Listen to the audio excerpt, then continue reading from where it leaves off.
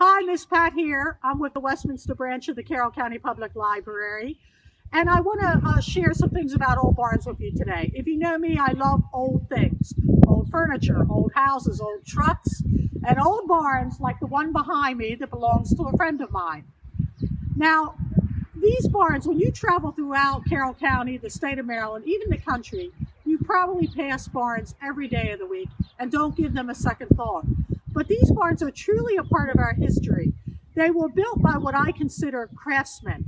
And they did these barns not with power tools, but with hand tools. Not with nails, but with pegs to hold these barns together.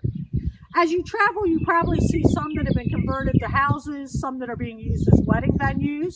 You find some in various states of disrepair. And unfortunately, you probably find some that nature has pretty much taken over. When you stop using the barn, it doesn't take long for the roof to start to go, water gets in, and it damages the foundation and the actual structural integrity of the barn. Now, last year in March, my husband and I decided that we needed to address a barn that is near and dear to my heart, my own barn.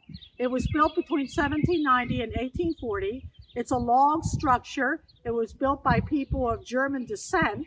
I know this because of the way the barn is laid out. It is an old log barn, and if you get a chance to go to the Carroll County Farm Museum, you will see an old log barn on that property that's referred to as the Huff Barn. Now, a group of talented young men came in, and within the space of about 3 to 4 weeks, they brought my barn back to life again. And hopefully it'll stand for another 200 years.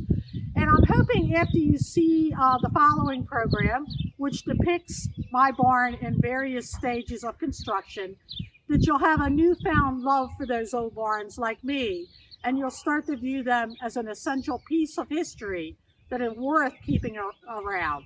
Thank you.